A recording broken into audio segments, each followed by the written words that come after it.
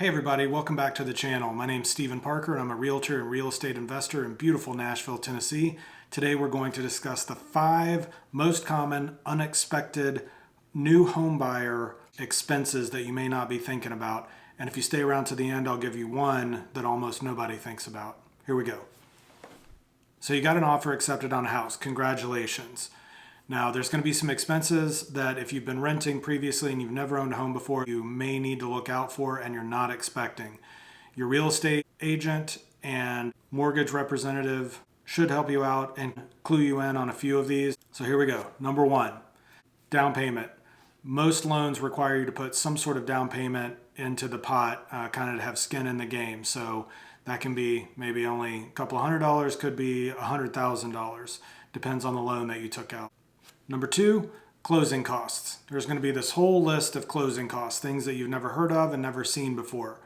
Your loan representative should let you know what each of them means and what to expect, kind of a good faith estimate, if you will. But expect anywhere from 3 to 6% of the total loan amount to be there in closing costs that you're responsible for.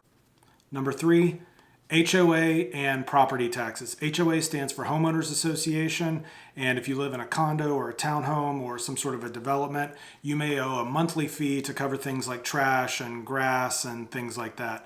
It can be anywhere from a few bucks a week to several hundred quarterly or several thousand yearly. Just depends. Your realtor will have access to that information. Property taxes are also now your responsibility. So you're going to have to get with your real estate agent to have them pull the current property taxes and also have them look to see what in general property taxes have done over the past 5, 10, 15 years. Generally, your property taxes are only going to go up. Number 4, repairs and maintenance. Now, you just bought a house, and if it's not brand new, you can move in, and the day after you unload your last box, the refrigerator goes out, or the water heater stops working, or the entire HVAC stops putting out cold air. That's now all your responsibility unless you got a home warranty. So keep a little money set aside for any sort of surprises. Number 5, speaking of those types of appliances, you may move into a house and there's no washer or dryer, or there's no dishwasher, or there's no refrigerator. You're going to have a little bit of money to buy those appliances to get you going. And now the bonus that a lot of people don't think about is utilities.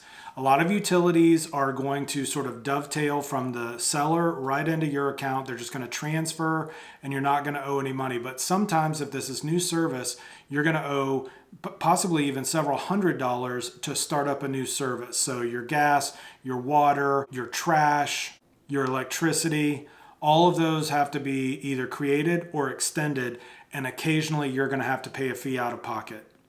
Hey everybody, I hope you enjoyed this video. If you did, go ahead and hit that subscribe button and consider liking this video and sharing with friends and family as well. And if you need any help buying, selling, or investing in or around Nashville, you know who to call. I'm Stephen Parker. Thanks for stopping by, and I'll see you next time.